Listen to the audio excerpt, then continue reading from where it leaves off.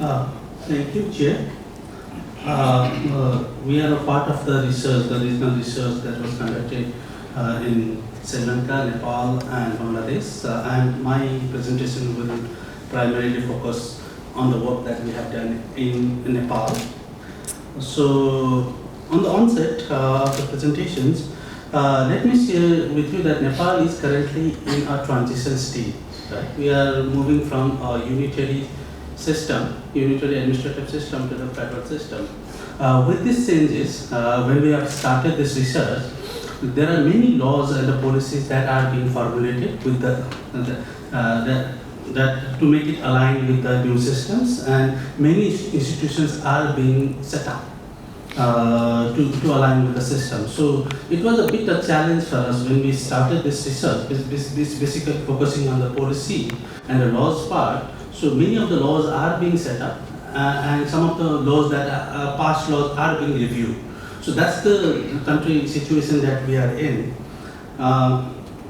So this is the Nepal at a glance. Nepal is one of the most vulnerable countries to the climate change, and I have highlighted some of the characteristics that Nepal has in terms of its vulnerability, poverty, topography, economy, annual precipitations, and biological diversity that Nepal poses. So all these together accumulated the vulnerability of the Nepal. This is the temperature and precipitation trend that we have. To sum up, temperature is increasing in Nepal. It's higher than the global temperature rise. In precipitation, there is no significant trend, but the extreme precipitation event has increased. So coming back on the research, I will not go in this detail because this is shared already by Vasita. So in terms of the research methodology, we adopted a similar methodology as Sri Lanka has adopted, but there was a special request from Ministry of Forest and Environment for us to cover the mitigation sector as well. Though the research was only focused on the adaptations and loss and damage, but Ministry has urged us to cover the mitigation sector. We adopted that, and also we looked upon the present status of the NDC targets. There are certain targets of the NDC and how much the Nepal has achieved in last few years in terms of these targets. So that was we have covered. If you look at the Nepal NDCs, we have submitted the NDCs to UNFCCC in October 2016. That's after the Paris Agreement. These are the key highlights of adaptations and the mitigations. On adaptations, NAP, National Adaptation Plan, is a part of the Nepal's NDCs. Similarly, the agriculture and the disaster sectors were covered in the NDCs. On the mitigation, forestry, renewable energy were the primary sectors, and transportations are the primary sectors that was covered in the NDCs. Those were the 80 sectors that was covered by the NDCs, includes forestry, agriculture, climate-induced disaster, renewable energy, transport, air pollution, waters, and some of the key sectors that was identified as the vulnerable sectors, but that was not covered in the Nepal's NDCs were water resource, public health, and urban settlements and infrastructure. So these sectors were not part of the Nepal NDCs. So we have recommended the government accordingly on this. In terms of sector-wise progress, if you look at the forestry sector, Nepal had achieved the target that has been set by the NDCs, like to maintain the 40% of the total area under forest cover. In terms of climate-induced disaster, there has been some progress in terms of flood forecasting, but still the significant work has to be done. In the NDC itself, not much has been spelled out in the climate-induced disaster sectors, but it's primarily focused on rebuilding after the 2015 earthquake. On the agriculture sectors, it talks about building adaptive climate-friendly technologies. We have some progress in terms of stress-tolerant varieties. Similarly, in terms of using mobile applications, for farmers, for climate information and agriculture insurance as well. In the renewable energy, there are a couple of targets that has been set, and we have some achievements. Still, about 18% of the total population have access to electricity from the renewable sources. So that's the progress that we have. Our transportation sector is bit gloomy. It targets to reduce the increase the share of the electric vehicles and reduce the fossil fuel in the transport sector by 50%. But somehow the consumption of fossil fuel and the number of vehicles that has been registered has doubled. The import of fossil fuel from India since NDC 2016 has doubled in Nepal. So this is going in the reverse trend. The transport sector is going in the reverse trend. So these are the key documents that has been referred in NDCs. National Adaptation Plan. The work has started. Hopefully we will complete this the earliest. Environmental friendly local governance framework. This is another framework adopted by the local government, especially municipalities and rural municipalities to make their work environmental friendly. So this has been successfully tested in many municipalities, and the next phase of this is being revised according to the new constitutions. And the low carbon development strategy is draft, it's long due. In terms of sector-wise gaps, that's one of the core part of the policy.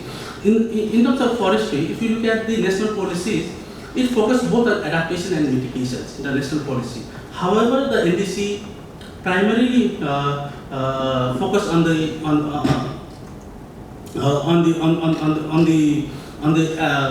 mitigation side of the forestry sector. So national policy talks about adaptation and mitigations, but NDC primarily focus on the mitigation side only. In the climate-induced disasters, mainstreaming DRR and CCA in development planning process is the theme, is the core of the national policies, and risk minimization and risk transfer measures were prescribed in the national policy. However, in NDC there is no such specific targets in terms of mainstreaming and risk minimization and risk transfer measures. So in agriculture, well, national policies talks about agriculture development strategy talks about both agriculture's mitigation and adaptations, but NDC primarily focus on adaptations, not on mitigations. In transport sector, as I said, is that there are a couple of targets related to electric vehicles, but those vehicles were primarily for two-wheelers and three-wheelers. It doesn't talk about the mass transport, using of renewable energy in the mass transport. So that needs to come up. In renewable sectors, there are targets to replace fossil fuels in the industry and commercial level, but still the use of renewable energy in Nepal is rural focused and at the household scale. So that needs to be set towards the commercial and the industrial scale. So these are the key gaps that we have identified in terms of the different sectors that has been covered in the NDC. If you look at the current NDC, as I have highlighted yesterday as well, the current NDC primarily focused on the government side. The delivery is primarily focused on the government side. Whatever the targets that has been set up, it's basically government targets. But if you look at the NDC, if you have to make a country NDC, all the contribution that has to be made by the development partners and private sector has to be accounted in the NDC documents. Because in the adaptations, development partners has done so many good works in the DRR, in agriculture, as well as in the other sectors as well. So that has to be accounted while formulating the national targets for the NDCs. In Nepal, for the mitigations, especially in the renewable energy, private sector is coming up with some of the ambitious projects. So that has to be accounted in the national country NDCs. So it's not just the government who has to deliver the country NDCs. It has to be a cumulative effort of all the three actors that is there. And second point that I like to do, it has to be aligned. If you want to implement the NDCs, it has to be aligned with the national plans and policies. In case of Nepal, it's the 15th periodic plan that is running currently. So unless and until the NDCs targets will align with the national plan, it will be difficult to achieve those targets. So that's another point, and also the SDG implementation roadmap. And final point is that we have to develop a NDC implementation plan that is much needed. Implementation plan has to align again with the national plan, and engineering NDCs is one area that Nepal needs to think of. In terms of financing, this is the scenario of a national budget of Nepal. Nepal has started the climate change tagging since year 2013 and 14. So currently, about 30% of the national budget, this is the federal budget of Nepal, is marked as a climate relevant, 5% directly relevant, and 25% relevant in the relevant category. So around 30% of the budget is tagged as a climate relevant budget. This is one of the challenges that we have identified in terms of monitoring MRV, because the current NDC doesn't have any process in terms of monitoring, reporting, and verification. And when we started this research, when we start inquiring with the sectoral ministry, they said that they were not aware of NDCs at all. Right? And there has been so it's very difficult for us to gather the informations at the beginning. But later we switched our strategies. Rather than asking them about NDCs, we ask them about their targets. So what are the targets that we have achieved since 2016 and beyond? So once we have those targets, we try to cross-match with the NDC targets, whether those targets are matching with the NDC's targets. So that's how we switch our research methodology in terms of that. So this is a challenge, particularly in the context of Nepal, because we have a three-tier governments now, and each tiers generally, this is not only challenge related to the climate change, but it's the overall challenge in the government system now. Now, there is no obligation for one tier to report to this another tier. Okay? The municipality doesn't have obligation to report to the province. Province doesn't have obligation to report to the federal systems. We are still transitioning in this way, right? So the whole government system is in some type of is some sort of a mess in terms of reporting the system. So this needs to be sorted out, and I'm not going to repeat this. This is basically the same thing that I have said. Substantial progress has been made in the forestry sectors. Other sectors are in progress, but transport sector is in reverse, and petroleum products has doubled. Import of petroleum products has doubled. Some of the sectors missing in NDCs are water resource, public health, urban settlements, and this one. Okay. In terms of forestry and agriculture sectors, NDC target doesn't fully reflect the priorities of national laws and policies, because in agriculture it talks about both mitigation and adaptations, but NDC targets primarily focus on adaptations. In forestry, again, it only talks about the mitigations. And MRV, I don't want to repeat it. Basically, it has to, the roles and contribution of development partners and private sector has to be recognized, it has to be gender sensitive, and it has to be aligned with the long-term development vision and sustainable development goal. I think here I conclude my presentation. If you have any questions, I will try my best to answer it. Thank you. Thank you very much, Mr. Prabin Singh, for presenting that study findings.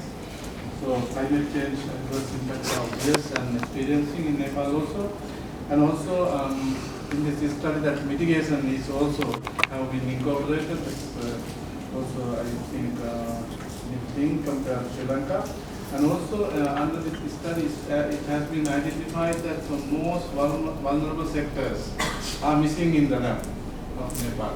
So there is water, human health, and also human settlement. So that's I think to be highlighted. Few questions at the end to be asked from Mr. Prabin. So let me invite Ms. Saraban Shaman from ICAT.